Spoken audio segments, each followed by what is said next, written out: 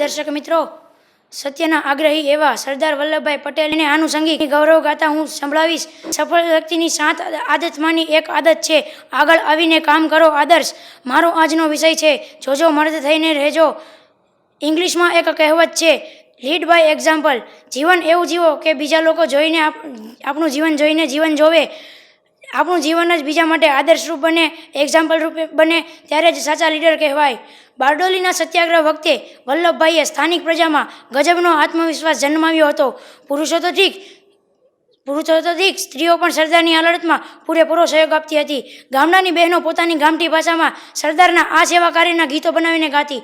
સરદાર જ્યાં જ્યાં જાય ત્યાં વિજય તિલક કરીને તેમનું સ્વાગત અને સન્માન કરવામાં આવતું હતું. સરકારની વિરુદ્ધ એક અદ્ભુત વાતાવરણ ઊભું થઈ ગયું હતું. જોનારાઓ છક થઈ જતા હતા, એટલે કે હેરાન થઈ જતા હતા. સરદારે સ્ત્રીઓને પણ લડાઈ માટે કેવી તૈયાર કરી હતી તેનો આ ઉત્કૃષ્ટ પ્રસંગ છે. નાની ફરોદ ગામમાં ભવાન પટેલ નામના એક ખેડૂત પોતાના પરિવાર સાથે રહેતા હતા. એક દિવસ ભવાન પટેલ ઘરે હતા અને સરકારી અમલદારો જપ્તી કરવા માટે આવ્યા.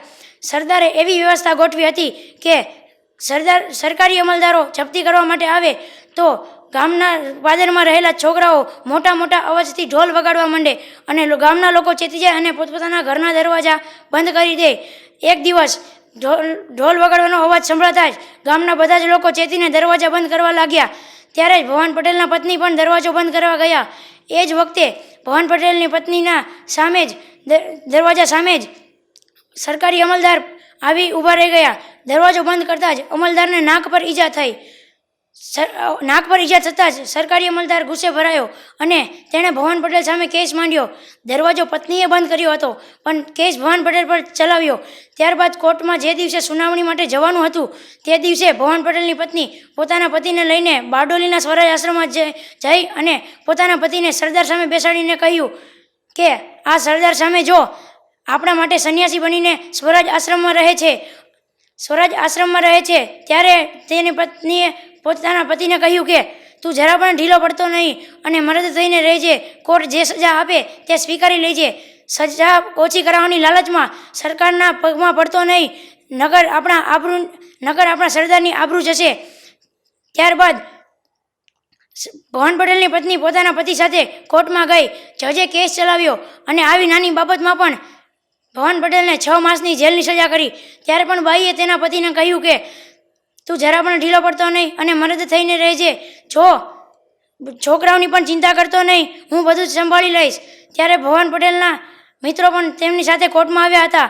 ભવાન પટેલને જ્યારે જેલમાં લઈ જવામાં આવ્યા ત્યારે ભવાન પટેલના મિત્રોએ એ વખતે 9 રૂપિયા ભેગા કરીને ઘર ખર્ચ માટે આપ્યા હતા. ત્યારબાદ જ્યારે ભવાન પટેલની પત્નીને 9 રૂપિયા ઘર ખર્ચ માટે મળ્યા હતા ત્યારે તે પોતાના ઘરે લઈ જવાને બદલે બારડોલીના સ્વરાજ આશ્રમમાં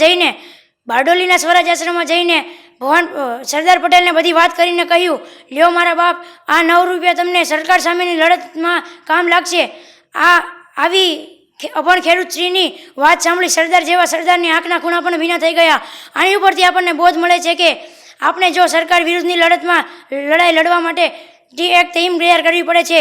એ ટીમો તો આપણે ઘણી તૈયાર કરી દઈએ છીએ, પણ ટીમ લીડર તરીકે સરદાર જેવા સમર્પણના અભાવે આપણે ભવાન પટેલની પત્ની જેવા કાર્યકરો પણ તૈયાર કરી શકતા નથી. સ્ત્રીઓ જેટલી શક્તિ તો પુરુષમાં પણ નથી, સ્ત્રીઓ જેટલી શક્તિ તો પુરુષોમાં પણ નથી. સ્ત્રીઓ એ જ પુરુષોમાં શક્તિ ભરી છે. અસ્તુ.